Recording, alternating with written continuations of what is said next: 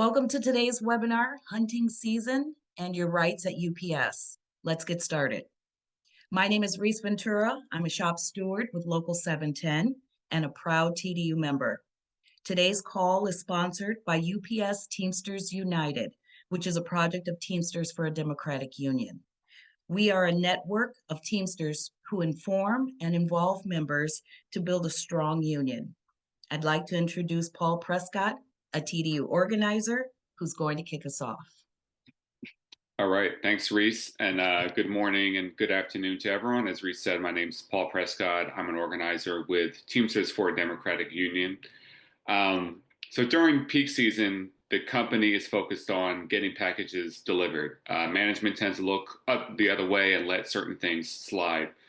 Since the end of peak, it's kind of been a month of whiplash for UPS Teamsters. Earlier this month, Surepost ended and volume surged.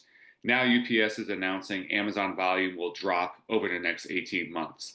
The company's so-called better, not bigger strategy puts more emphasis on profit margins than on volume and job creation. And this is the same reason that UPS is closing rural buildings and other facilities and building modern automated hubs. And UPS has even told investors that it wants to close 10% of its facilities. And when volume goes down, this is where harassment and unfair discipline go up. So we need to be prepared for what we call hunting season. And hunting season can mean different things. It can mean more observations, more aggressive observations, following people and harassment, more OJS rides, warning letters on the methods, watching drivers on the computer. This is all part of hunting season. And this is a deliberate company strategy that is known as management by stress. And it's not a random thing. This is a corporate strategy that uses anxiety and fear to increase profits by getting you all to work faster. And this is what is known by management by stress. So that's the management strategy. Stress us out, divide us, look at these problems as individuals. Our strategy as a union should be to inform and unite.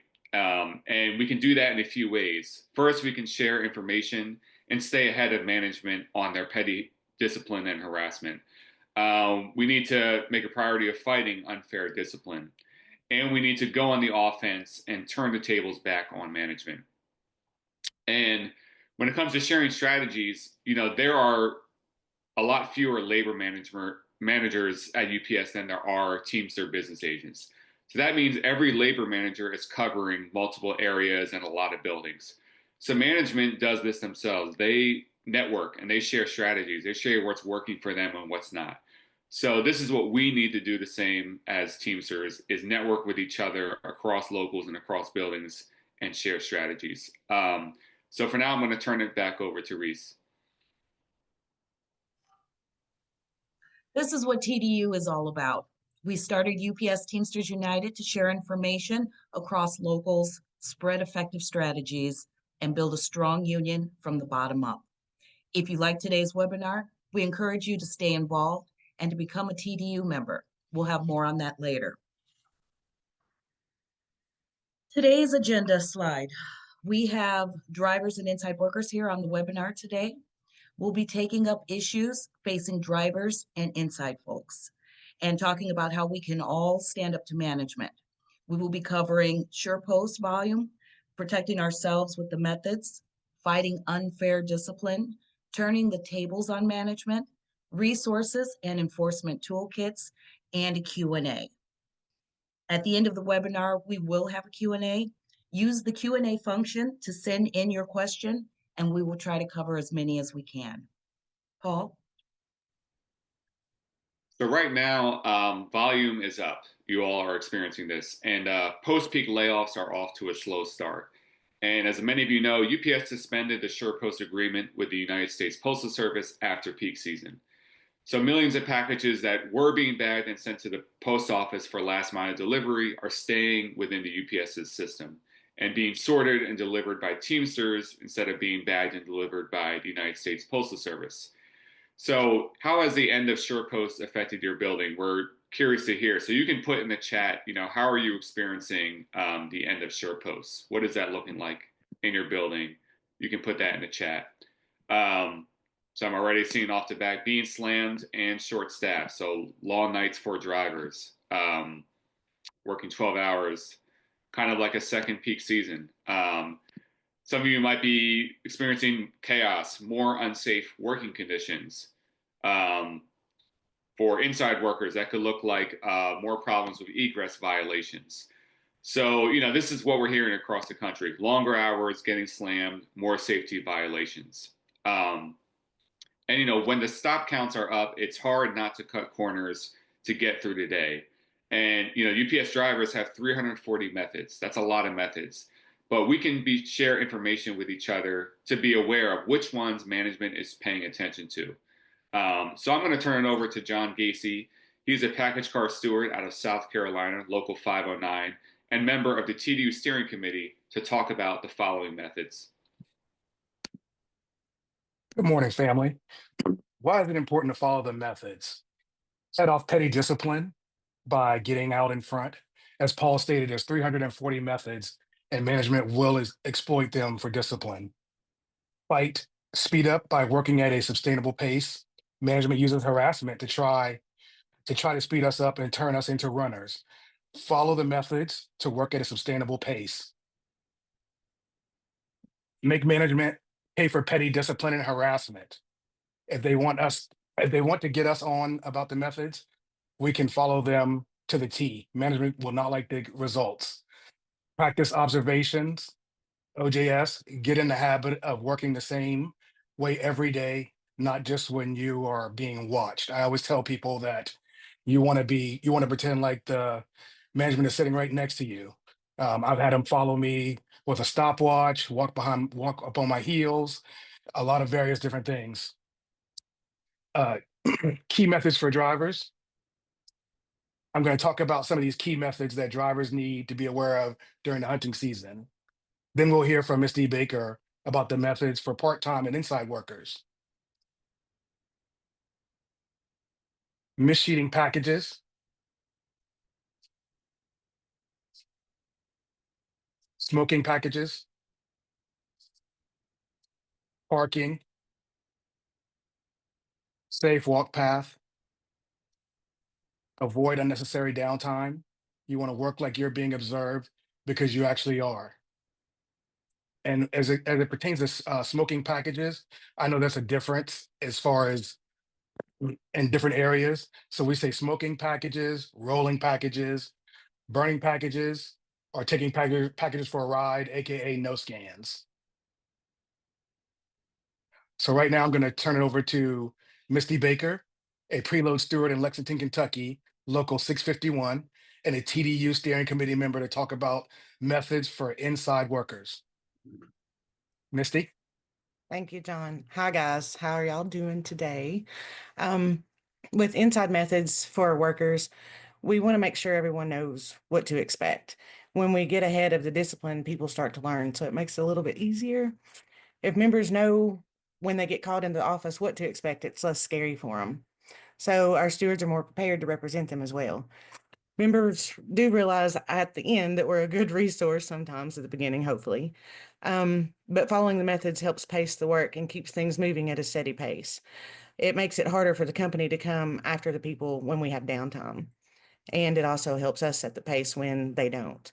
The 3 points of, sorry, I'm behind. Key methods for the inside workers would be 3 points of contact, safety shoes, tying up your hair, labels facing up, hand to surface, and team lift for overweights. Like we don't lift over 70 pounds alone. And I'm going to head it back over to Paul. All right. Thank you, Misty. And another key aspect of discipline and harassment that we have to be thinking about is, what happens when management calls someone into the office or writes them up.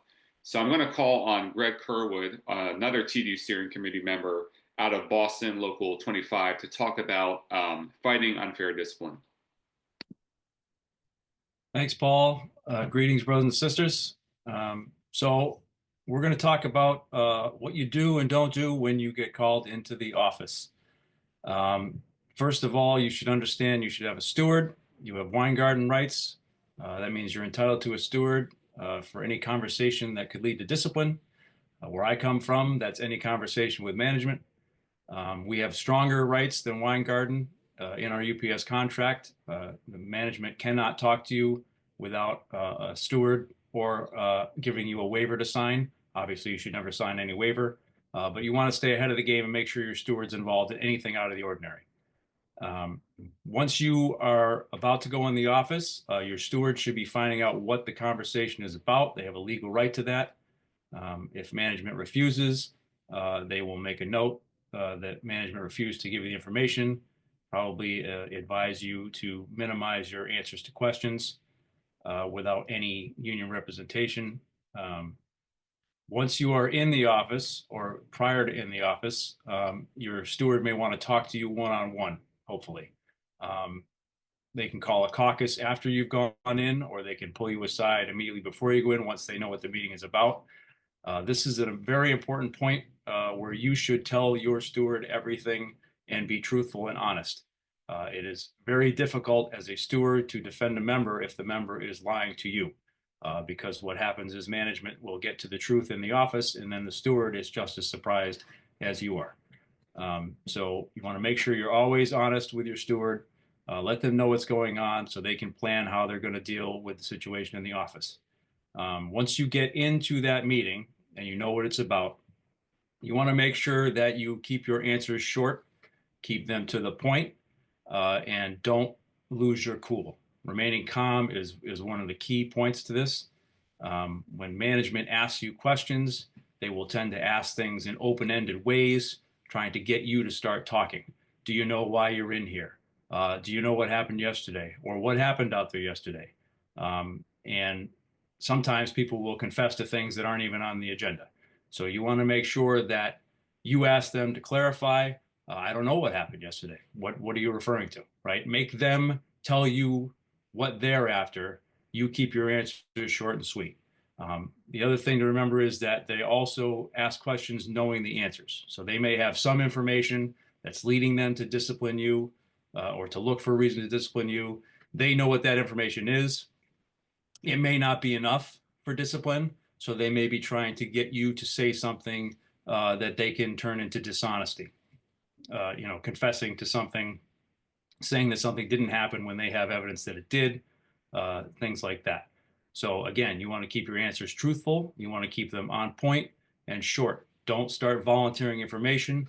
If they ask you something that you're unsure of, say you're unsure. If they ask you something that you don't know the answer to, say you don't know the answer. You can't remember. Those are perfectly valid reasons. Don't feel obligated to make something up or to speculate or to guess simply because management is asking you the question. And again, above all, remain calm. You are not going to win your argument in that meeting. The purpose of that is to find out what they have, what their position is, what the discipline is going to be, and get out of there. File your grievance, protest your warning letter, and then it will be dealt with when you have a local level hearing at a later point, or be dealt with by your steward in the interim, right? But you're never going to change the discipline by blowing up. That's not the answer. And if your steward tells you to keep silent or be quiet or stop talking or says we need to go outside and talk, do what they're asking you to do. They're there to protect you. That's their job. If they're telling you you need to stop talking, it's probably a good idea for you to stop talking.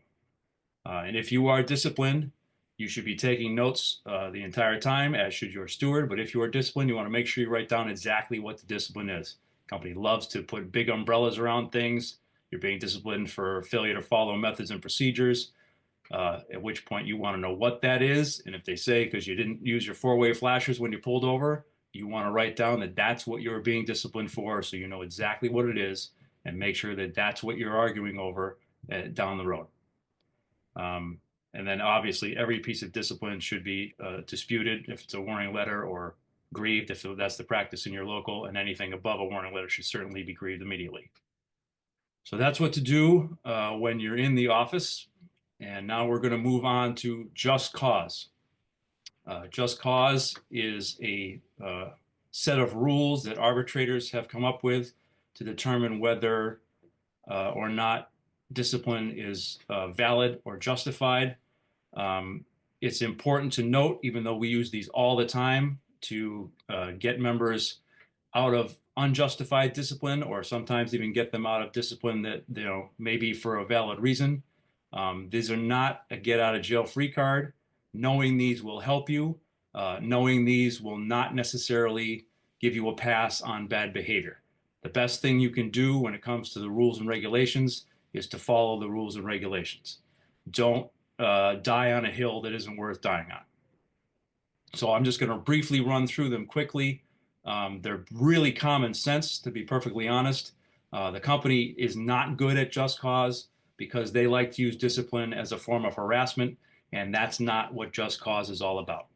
So rule number 1, there must be prior notice. The company cannot discipline you for violating rules that have not been made known. Common sense. If you don't know what the rule is, how can you be disciplined? How can it be fair to discipline you for breaking it? So the rules have to be known. They can't just come in and say, listen, you're not allowed to do that. We're going to have to discipline you, when you don't know what that rule is and what the consequences are. Recent enforcement. The rule has to be enforced. They can't not enforce the rule and then wake up one day and say, you know what, from now on, we're going to hammer everybody on this. Okay, the rule has to be enforced. Now, they can reset their position. So if they give you a PCM and say, starting on Monday, no one's allowed to wear, sneakers to work, or whatever rule they want to come up with, they can reset that policy so that come Monday, even though they haven't enforced it prior, they will now be enforcing that, and you have to follow the rules. Due process, and this is a big one. The company must do a complete and thorough investigation prior to discipline. This is something that the company messes up all the time. And when I'm reading these and going through these, this is not what you argue when you are in the office. These are mistakes that management makes that you will let them make, because that is going to help your case down the road, right? So when the company comes in and says, yeah, we brought you in here today because we're giving you a warning letter, and then they ask you questions about what happened, they've already given you the discipline before they have finished investigating. And that's going to trip them up down the road, right? So they cannot do that. They have to investigate completely and thoroughly before they issue discipline. That's due process. And they cannot increase the discipline. So the supervisor or the manager says to you, we're going to give you a warning letter for failure to follow methods and procedures. You say that's BS and start screaming and yelling, and they say, fine, we'll make it a suspension.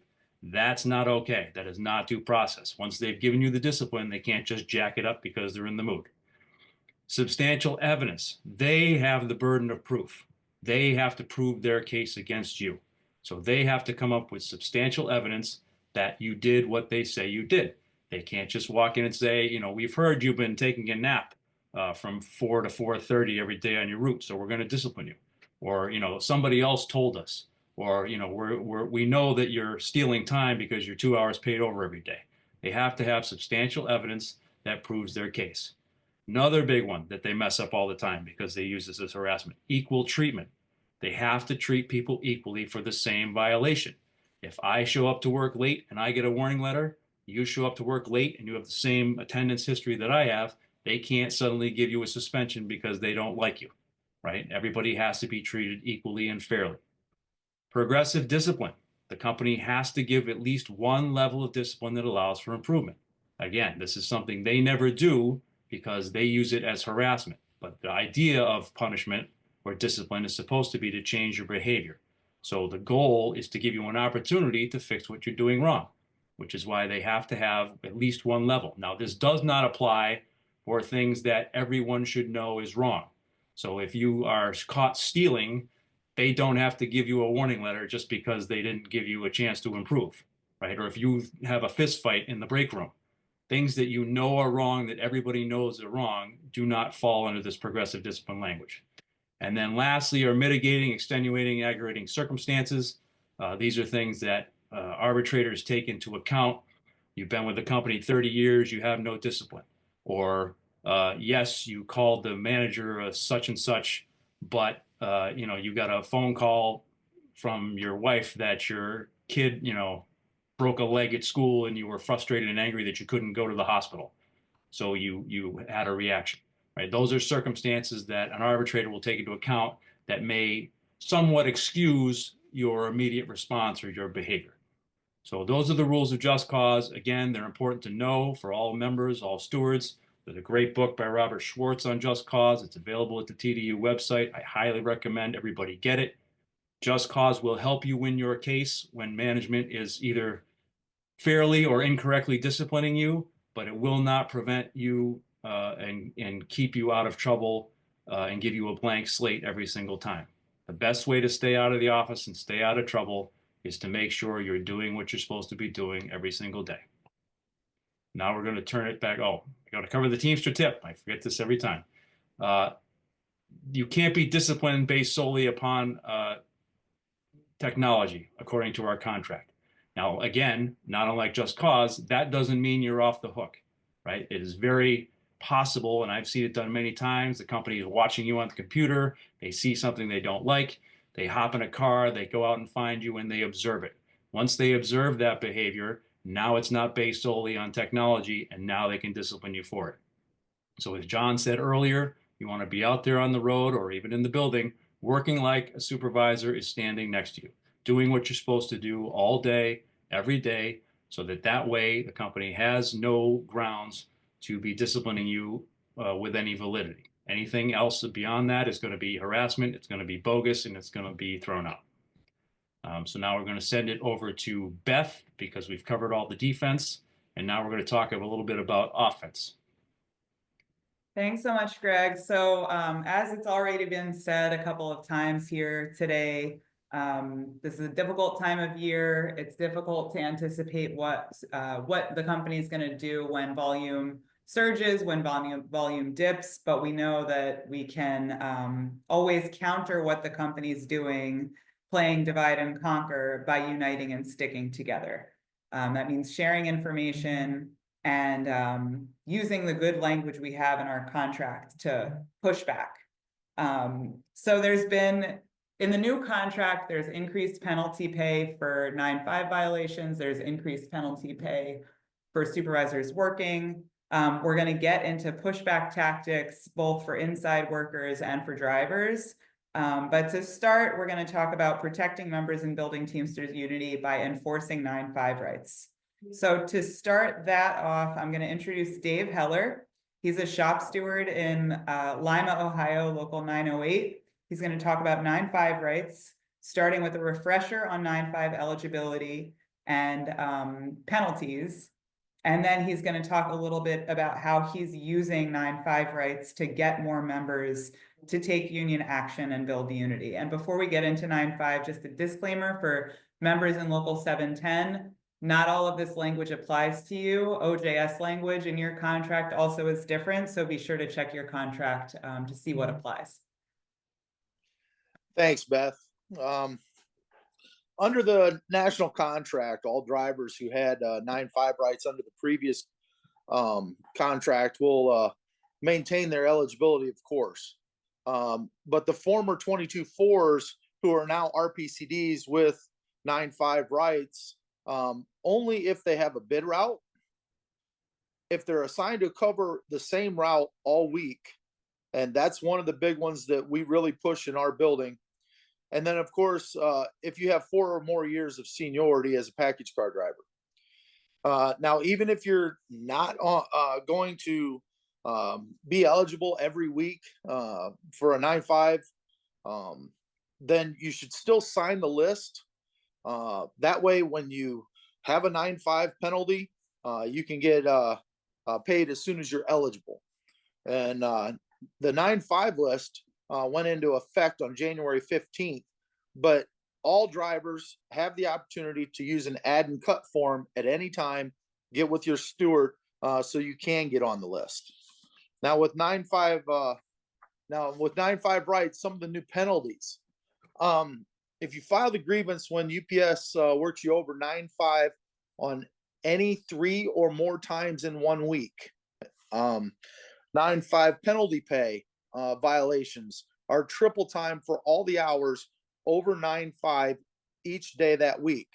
So for an example, if you work 3 10-hour days, you obviously have a violation. You would get paid an hour and a half of triple time for that violation. When you have more than 4 violations paid out, so on your 5th violation that's paid, talk with your union steward about requesting a compliance meeting. Now, these compliance meetings have to be held within 45 days from your filing. Really drill the company on that. They do like to kick the can down the road. Don't allow them to. And any 9.5 violation after a compliance meeting must be paid out at quadruple time. Last year, management in our building had to actually adjust a lot of the routes in our center because we had 30% of our drivers over their fourth 9.5 violation for the year. Now, of course, we got a late start. So this year, we went through a real high driver participation as we put a lot of pressure on management to force them to fix dispatches by getting more drivers involved. And what we've done is we went out, got everybody on the 9.5 list as a band of brothers to enforce it because it really works. This year, we got 100% of our drivers in our center that are on the 9.5 list. And with Surepost volume coming back to our trucks, we're pushing back the 9.5 enforcement early because, as you know, 5 violations, some months only have 5 weeks in the year, or 5 weeks in a month. You could actually have this violation very early in the year, and then you can pressure the company the rest of the year through. Also, one of the things that I use as a steward is the recap. There's a daily recap that has a summary of all the driver's time cards and what's gone on in your center each day. As you can tell from this slide, they went ahead and circled the PD. That stands for paid day. Now, you can actually go through this quite quickly. You can see who has been violated, and then you can use the hours that they violated, and you can actually compute who's over a 9.5 and use this to actually build what I like to use, and what I'm sure a lot of you that are TDU members, or if you've ever been to any of the TDU training seminars, you've seen the bullseye. The bullseye is one of the best things to use for 9.5. I used it in my center by using, I have basically talking to drivers. I basically have found 5 drivers that I can always count on who will file at the drop of a dime. They will file on any 9.5 violation as soon as they get violated. I've also talked to drivers, and I've got about 15 more that I would consider activists, but they usually only file when it really affects them. And so I check the recaps. I see if they've went over, and then I talk to them about filing. Now, looking for the other drivers in the same loop, I talk to them too, because the company has to put this volume somewhere. So I get them prepared, and they're what I call my supporters. And I get them prepared because if they see an increase of volume because management is starting to actually move this volume around to try to spread the 9.5s out, then these guys will actually file as well. Or they'll get on the list. Of course, I have 100%, but if in your building, you can use that to get them on the list. Now, track the penalty payouts, because after 4 or after more than 4 violations, you can request that 9.5 compliance meeting and then file the grievances consistently as a group.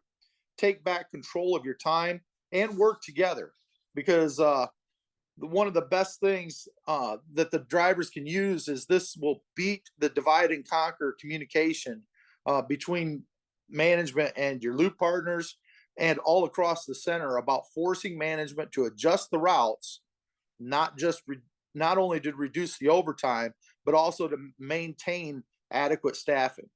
And that's very important because we know they're talking about cuts. We want to try to build back better in our ways by hiring drivers, by hiring insiders, and doing all that we can do to see that this continues to go. So at this time, I'm going to pass it back to John Gacy, because he's going to carry on with what goes on with your OJS rides, which is very important as well. Thank you, Dave.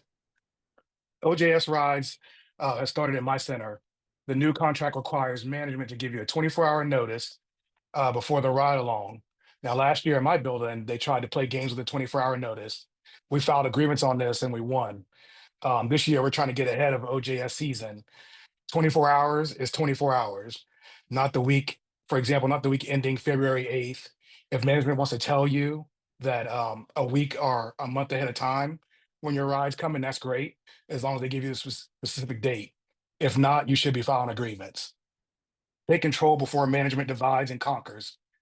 Prepare members to get themselves set up for success.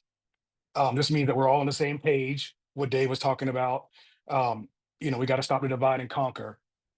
If you see someone on the list, let them know. Have a conversation with them. It's less scary when we know we're not alone.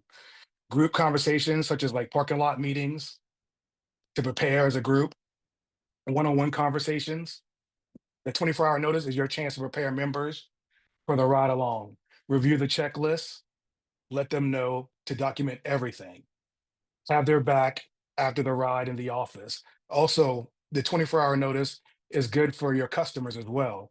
For me, for example, I let my customers know, hey, I'm having a ride along tomorrow. This is about my evaluation. I appreciate your help any other day, but tomorrow I need to do it alone because they're evaluating my performance. So it's things like that that are a factor. So as long as we can get everybody on the same page, that's where we're our strongest. If management is hiring for full-time positions, check your supplement to make sure the company is following the proper procedures for posting an interest list. Teamster tip: 6-to-1 ratio if seasonals get hired to drive. Article 22, Section 4: part-time employees shall be given the opportunity to fill a full-time job before hiring from the outside on a 6-to-1 basis. That's 6 part-times to every 1 outside hire. It is our duty to make sure that we protect our part-time siblings. And with that, I'm going to turn it over to Brandon Santana about supervisors working. Okay, thank you. Hello, everybody.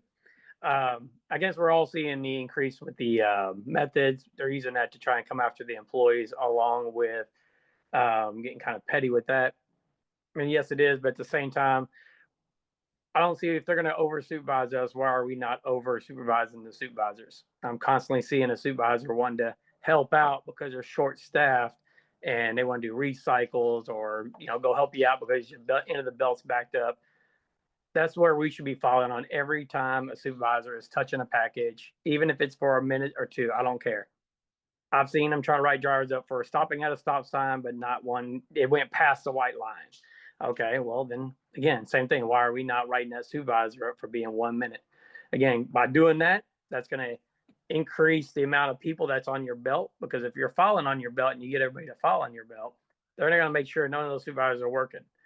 Therefore, they're going to have more staffing on there. So that's going to keep them from reducing your staff and overworking you because, hey, so-and-so called in and they didn't want to use the call list. That's why we use the supervisor working grievances. And we've seen it go from double now to quadruple after the first 2 times this person's been caught. And I can tell you, it's a huge payout. The biggest thing is getting a lot of the people on your belt to file. So some of the biggest things that we can do to kind of help each other out is when you're on a belt and you see people being a little hesitant about maybe filing, file them or walk them through. Find out why they're not wanting to file. What was it? Because they don't know how to do it? Show them how to write a good grievance. Best grievances are the ones when they start at 7:32, stopped at 7:38, started back up at 7:41. When you try and go in there and try and say they worked all day, and you try and put 4 hours. At some point, that supervisor probably went to the bathroom or did some paperwork. It's going to weaken your case. So educating people on how to write a good grievance, which is probably another subject, but showing them how to do it, walking them through it. And some of the things that we've been doing is you get the belts, you'll find the people that want to do it, because you start showing them if they don't file, I'm going to file. So if you don't want that free money, I'm going to take it. And then I take them to lunch and show them, hey, I'm buying you lunch. This is what I got off that grievance. This could have been yours. And all it took me is a 2-minute grievance that I wrote up.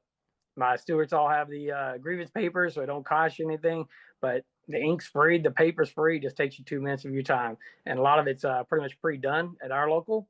So I just need to know what they're doing, who it is, and then we can turn it in for you. And again, hitting those little small ones pushes a lot of these supervisors at quadruple. These new hires, sometimes it's their first time filing a grievance, but that supervisor's already been filed on. And when you go from $21 an hour, this supervisor at quadruple, that's $84 an hour this person's making. And right now, everybody's needing extra money with the cost going up. So it's really getting people's attention. But the thing is to get people to do it and then also follow up with them. Show them that you're going to stand behind them. There's not going to be any repercussions. And if there is, or if the supervisor tries them, show them there's retaliation. You go with them and you file a grievance on that.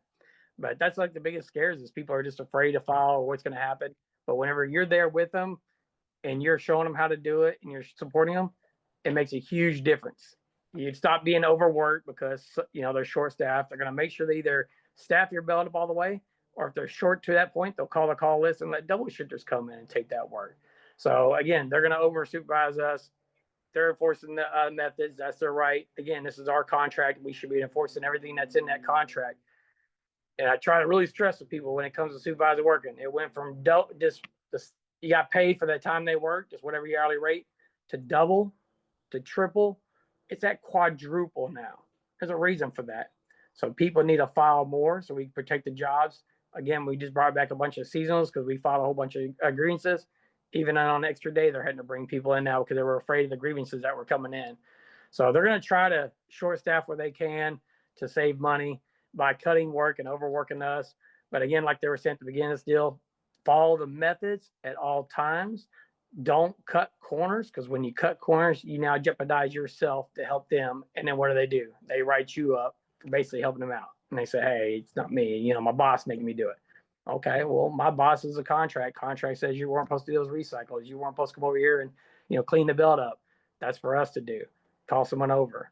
So I don't want to talk too much and hold up too much time because I don't know how much more is left on here. If we have more questions on this, I guess we'll follow back into this. I'll kick it back to you guys. Thanks so much. Thanks, Brandon. So just a reminder, the Q&A box is where you can drop a question. We're going to have some time for questions and answers at the end here. And in the meantime, before we get there, we're going to hear from Lee Siebold. He's a preload steward out of local 771 in Pennsylvania, to talk a little bit about egress and enforcing safety language. Hi, everybody. Basically, I'm shop steward for a Twilight Sort in Lancaster, PA. We were having trouble with egress a couple of seasons ago, and what we found is it's a clearly defined issue.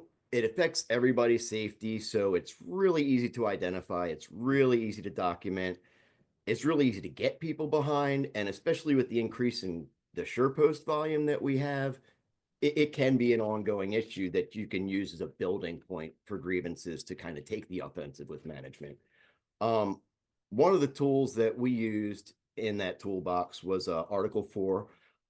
That kind of defines the rights a shop steward has. One of the great little caveats in there is that we can basically stop working if we notify a supervisor and investigate an issue immediately for a reasonable amount of time. We've used that tool, and I'm going to touch on that in a little bit here. But basically, it started off with just me hitting the belt, hitting the button every time packages fell on the floor. From there, it started to snowball. People saw that I wasn't getting yelled at for stopping the works when we were having a safety issue. They saw that they could do that as well. So instead of people feeling like they weren't supposed to do something, they started not just feeling comfortable doing it, but they started to feel empowered to do it. And that sort of was a whole culture shift on our Twilight Sort, I feel like. So it really only takes one or two people to get that ball rolling. And once they see that supervisors can't really come back at you when it's contractually obligated on them to keep you safe, people will come and join the party. As we started to establish ourselves and get a few more wins, people weren't just willing to hit the button. They started coming up to us, and if they weren't willing to file the grievance, they were at least willing to witness as on the grievance that I would file or my other shop steward would file. This was just huge for us because at this point in time, probably about 90% of our issues, be it pay issues, be it safety issues, be it supervisors working, are handled either on the floor or in the office. Our supervisors, if I tell somebody that a supervisor has touched a packet, they pay us now. Essentially, they pay the highest ranking member for that time. So we used egress as a building block to get to this point. And I can't even stress how important it is just to get the ball rolling and how easy it is once you have that building block to step off of. Ever since then, we've been using our new hire orientations to basically apprise people of their Weingarten rights, apprise them of the fact that if there's a threat to your safety or discipline, holler out for me, holler out for Zach, my other shop steward. Now everybody knows that from day one, and we've gone through the process of trying to retrain people who may not have heard that message when they walked through the door. That's been a big change as well. Everybody knows what not only is expected of the company, but what they can do when the company's not holding up their end of that bargain. And another way we've used to kind of keep that ball rolling, when we find an issue, we never, ever, ever put a union member in a position where they might be disciplined, even if they may be doing something technically in the wrong. We always make sure we file the grievance on the supervisor of that area for not properly training and supervising that employee. And that's where I'm going to pull it around to the article for. Just Friday night, we had an issue where it's a brand new employee still within their 30 days who got moved from one part of the unload to another part of the unload where there are different expectations. They were doing things wrong without knowing it. I informed my immediate supervisor that I was going to go investigate it. I did. And sure enough, the same supervisor is not properly training people as they walk through the door. So instead of this employee potentially being disciplined down the road for not being properly trained, we've completely turned it around on them. We're filing on the fact that I know this person wasn't properly trained by the supervisor in that section. So it's just it's a huge culture shift for us. And I'm going to close it out with a little bit of advice that I got from just force of nature, Richard Hooker, when I started doing all this on one of the webinars, and that's that you just can't be more outraged than your audience, which for my Irish butt is tough because I want to take on every fight all the time. But what I've learned, and especially through that advice, that not only is it not sustainable, it's a bad strategy. You've always got management on the defensive. When people are on the defensive, they're always going to say no immediately. When you take the time to figure out which issues your constituency is really upset about, rally around those issues, that's when you avoid burnout. That's when you avoid making the same mistakes twice. And that's when you really start to build a coalition and a building full of Teamsters working together. I think that's about all I got. So I'm going to throw it back. I hope you all do great. Thanks so much, Lee. And thank you for bringing it back to the bullseye that Dave Heller shared earlier. It's always better to take on an issue when you have support from your coworkers. So there have been a lot of questions in the Q&A and some questions in the chat about how to get other members involved, about how to take on issues of harassment and retaliation. It's always easier to do all that stuff with a team. And it takes time. Like Dave was saying, not everybody's like in that middle of the bullseye. Not everybody's ready to, be at your level and necessarily, but starting with the people you think are most likely to be supportive is a really good place. You're going to get a text after this webinar wraps up with the link here. You can fill out the form. Let us know how you want to get active. If you want some support and help and resources building a team to enforce the contract in your building, if you want help making plans to have a parking lot meeting or set up a table and do some informational leafleting, all of the toolkits that you've seen shared on the screen here are available on our website, upsteamstersunited.org. You're also going to get an email after this with all of those resources linked in them. One of them also includes the link to the driver methods. And I think we can take a little time for Q&A. It looks like Dave has a hand up, so maybe he wants to complete something. All I wanted to add to that, Beth, if I may, is to let all of you remember building your team does not have to happen at work. You can actually do this outside of work. If you guys want to go to a bar, if you guys want to go to a restaurant, if you guys want to go play basketball, anything that you guys can think of to do together to build your team. It doesn't have to always start at work, or actually, it doesn't always have to be at work. That's all I want to add. That's right. That's a really good point. So we're going to open up for Q&A in just a second. Use that Q&A box at the bottom of your screen. And before we take some questions, we're going to get a reminder from Reese.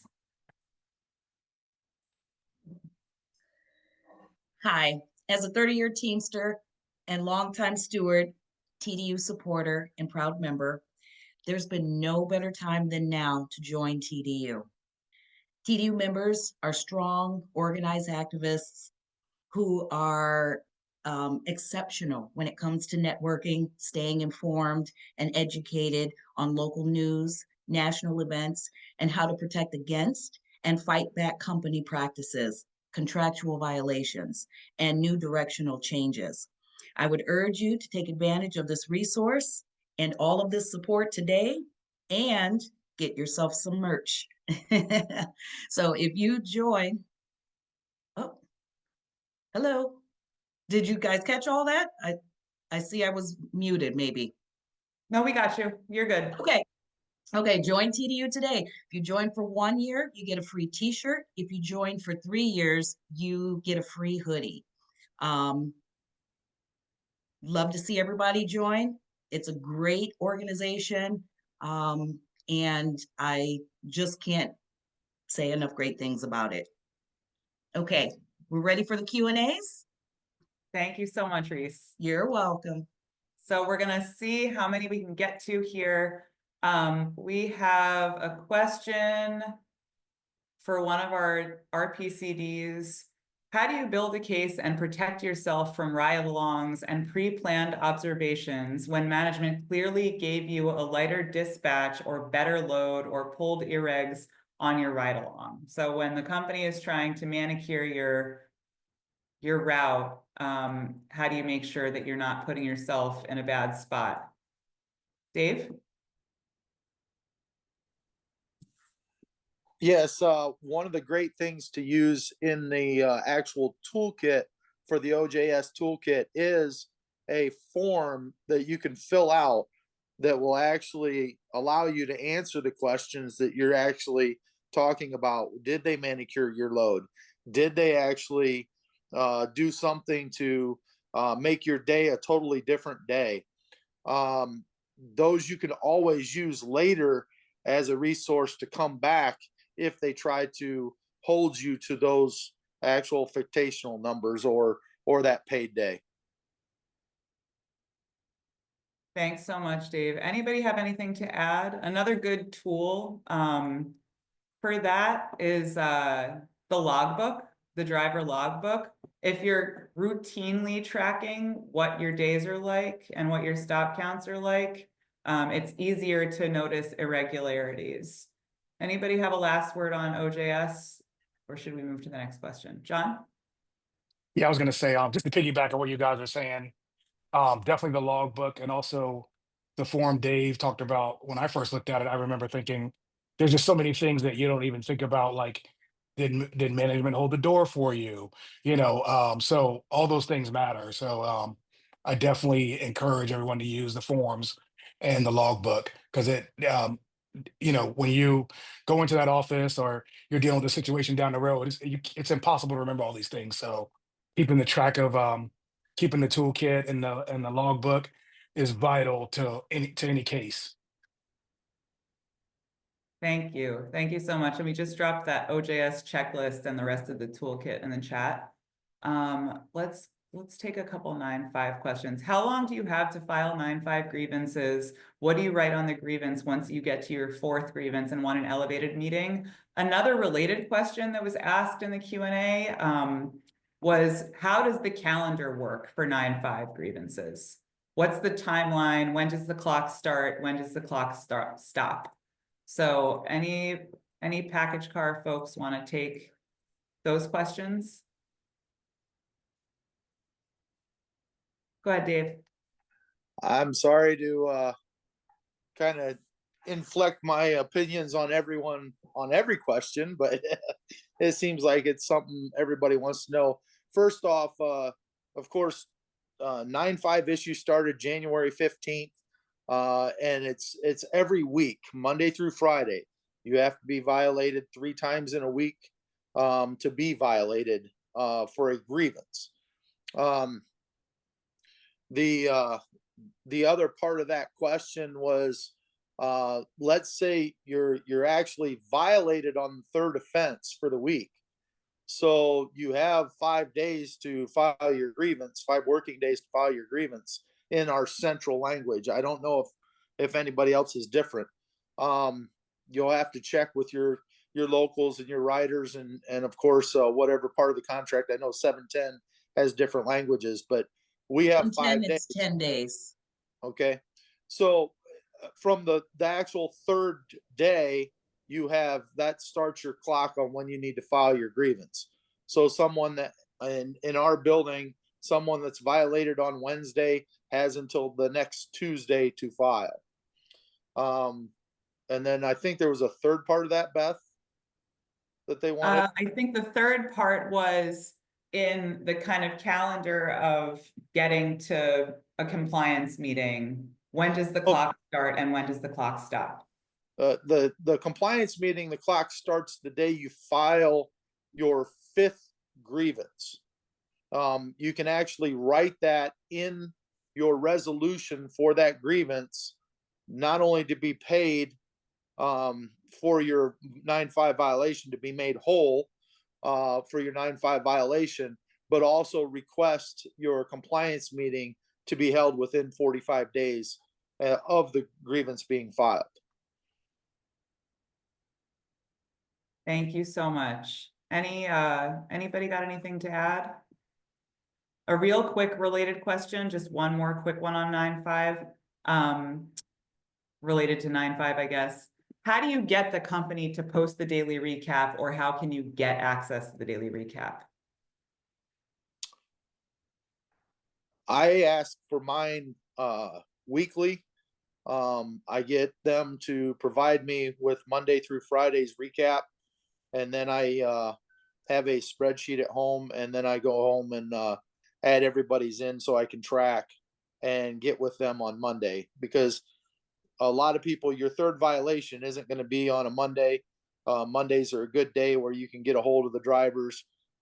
Usually we're a little lighter on Mondays. Guys will come in and you can talk to them about it and see if they violated, so you can actually talk to them. But I always ask for mine, and I go to the center manager and I'd say I'd like the daily recap for week ending the 26th of January for Monday through Friday. And it's something that they have to give us if you're a steward requesting it. So if you're not a steward, go to your steward and ask them to request it for you. Or if your local says that your BA has to ask for everything, send a message to your business agent and have them grab it for you. But you can get it weekly or you can get it daily. It's your choice. And Greg, maybe you were going to add this. I saw you unmuted yourself. Article 4, is that relevant here? It would be, because you have a right to investigate grievances. But I would just say that if for whatever reason the company is giving you a hard time with this, as Dave said, you can have your BA request the information formally. And what will happen is the labor manager will get very sick very quickly of dealing with those information requests, and they will call the center manager and say, knock it off and just give them the stupid paper so I don't have to deal with this. So as usual, the squeaky wheel gets the grease at UPS. Okay, so there's a couple more 9-5 questions, but let's cover a couple other things real quick first. Many of us are worried that the Amazon announcement could lead to more center closures. If centers do close, what do we have the right to choose where we are relocated, or does UPS choose? What happens if my center closes? Greg, do you want to take this question? Sure, that seems to be a common theme. I've seen a few of them in there. Obviously, it's very concerning for everybody, but there are things that we can control and there are things that we cannot control. Volume goes up, volume goes down. That's not something we can control. If the company chooses to consolidate or close centers or automate or what have you, every supplement has change of operations language. The company has to come to the local or locals if there's more than one, and they have to sit down and negotiate what the terms will be of any change of operations. Now, that's not the most reassuring thing in the world necessarily, but that's how it works. I can't speak to anyone's specifics as to where you can go, can't go, whether there's a building nearby or there isn't. But the important thing to remember is everything we're talking about today are things that we can control and things that help us preserve jobs. The more we enforce our contract, the more we follow the methods, the more we follow 9-5, we enforce them, we use our 8-hour requests, all of those things keep our fellow members working. They spread the work out, as Dave said earlier. They make the company use the necessary amount of bodies and not the amount of bodies that they want to use. And that use of bodies translates into a bigger picture of use of buildings and use of facilities. So if everybody's filing in one place and they can't shove another 10,000 packages into it, then they're not going to have the option to close that building. So it may seem like you're just doing one little thing when you enforce your contract, but when everybody does that one little thing and we stand together, that's how we move the needle. Thank you so much, Greg. We're almost out of time. We're going to take a few more kind of rapid fire. I'm a steward. How can I go to other buildings and talk to other stewards? How do I meet other Teamsters from other buildings at my local? Anybody want to take that?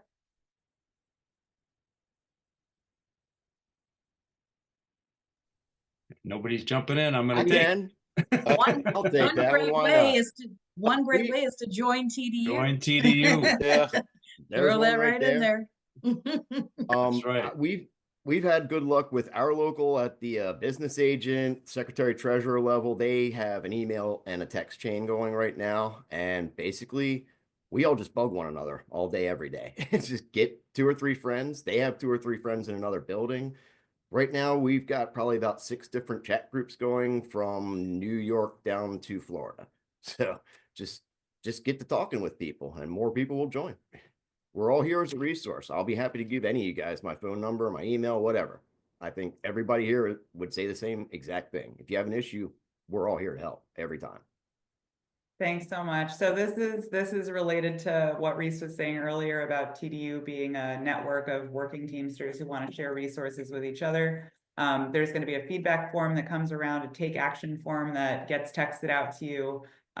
You can keep in touch with TDU that way, and we can connect you with other resources in your areas. You should also, go to your union meetings, make friends with people that you meet there, talk with your business agent, let them know that you want to share resources with other shop stewards. It's helpful for the union when stewards are sharing information. The contract also allows 9-5 members to grieve for 2 days going over 9-5. So here's a question. What happens? Does it matter if your 3 9-5 violations are on consecutive days? And what do you do if you're over on 2 days, but you weren't over on 3? So this is the 2 days excessive volume. Who wants to take that kind of set of questions? I can jump in here. I'm sure Greg will too.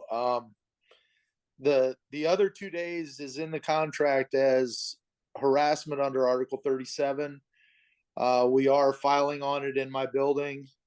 There are a number of grievances that are stuck in the panel, JEC national gauntlet, let's say. And everybody's kind of waiting to find out. I'm sure it's going to go to arbitration. But we're kind of waiting to find out what's going to happen with that language. I would suggest that if it's an issue where you really feel you're being harassed and they're always giving you 2 days a week, start showing a pattern. If you can show a pattern that it's 2 days a week, every week, let's say it's Tuesday, Wednesday, then the next week it's Thursday, Friday, then the next week it's Monday, Tuesday, and track that and file your grievance accordingly. And we'll see what happens. But I believe everything's basically jumbled up right now, waiting for a decision. As far as getting violated 3 times in a week, it does not have to be consecutive. It's any 3 days in that week. It doesn't matter what 3 days they are. It just has to be 3 days. If I could just add on to that, the way it was explained to me by those who negotiated the language is that excessive overtime is anything over 9.5. The purpose of the 9.5 list is to get you in under 9.5 every day, not just 3 days a week or whatever the company thinks is convenient. Now, the issue with that is you have to have the ability to demonstrate that the company had the ability to get you off the road and chose not to. So that's where those information requests are going to come in handy. If you've got 5, 6 drivers working 8 hours and you went over 9.5 2 days a week and you're on the list and they're not, that's an easy case. Now, as Dave said, this is going through the system. It's going to be playing out. But the important thing to remember with that is you need to file. If you're unsure about it, you need to file, because at some point it's going to play out. And when it does play out, all of those grievances in the pipeline are going to get settled very quickly. And you're not going to get them settled if you don't file them in the first place.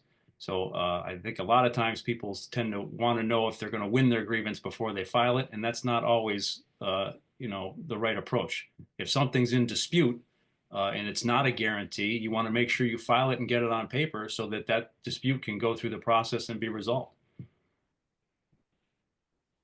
So in 710, it's any 3 in 5 consecutive days. So for instance, if they wanted to play loose with that 2 days per week, for instance, every Thursday, Friday, and then you come back and Monday, Tuesday, you get hammered again, you've met your 3 and 5. So just that clarification for 710 members. I'm moving to 710. Thanks so much. One last question, and then I think we'll call it a day. We're over an hour. How can a young man like myself help get hardworking, obedient folks who are scared of standing up to management to start realizing the power they have and feeling comfortable with being involved in the union, filing grievances, working at a safe pace, et cetera, et cetera? I think, John, maybe you could take this question. Brandon, you could take this question. Misty, maybe John can start it off. The best way I can say is lead by example.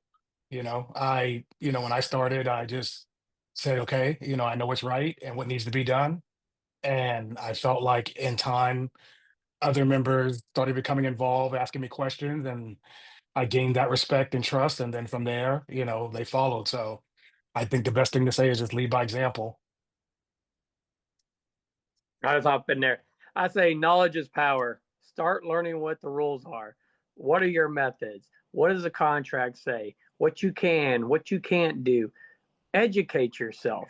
Find a steward, get the contract book. I mean, I got started by walking out and they happen to have our new contracts have been printed out. So I got a contract book. I was in between double shifting. Had nothing to do, so I started reading the contract book. That's when I learned about penalty pay for, and my check was wrong all the time. I started realizing I was missing out on penalty pay. And I tell you, having my book on the outside of my bag, management saw that I had my book with me. They treated me different because they're like, whoa, that one knows what he's talking about. Don't mess with that one. They go after the ones that don't know. And then all I could do is when I see somebody like paycheck's wrong, yo, get a penalty check. What's that? What's a green check? I educate them. I try to help them out. So you just start reaching out to the people that you see that you can get to. But it comes down to personal responsibility too at the same time. Go to your union meetings, talk to your business agents, talk to your stewards. I mean, if you're in a small area and you're shy, get a contract book. The online, you got the TDU, there's tons of resources for you out there. So because every UPS facility, I think, is probably the same problems. We just have different people.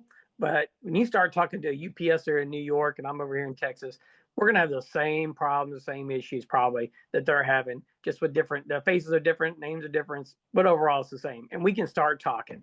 You talk to one UPSer, whether you're in the hub and they're a driver, trust me, you're going to have a long conversation with that person. UPSers all talk about UPS. So once the ball starts rolling, but just get out there and start talking to people and start looking to find out what your rights are. And man, I'm telling you, it will build, and then a lot more will change for you, and your work environment will be better. So just take that time. I'll stop there because I'll keep on talking. Thanks so much. So clearly, these questions could not all be covered in the time we had today. We're going to be getting back to some of the questions that were asked here. We'll respond to folks over email, phone call, and text message. Thanks everybody for sticking around. I know we went over. We're going to be having another webinar on March 16th. You'll get a link to register for it after this. And it's going to be on getting the goods to win your UPS grievance. So that whole thing about building confidence and having a plan when you file a grievance, you know, we're going to be talking about that. So thanks again to everybody for sticking around. Thanks especially to our panelists, and have a great rest of your Sundays.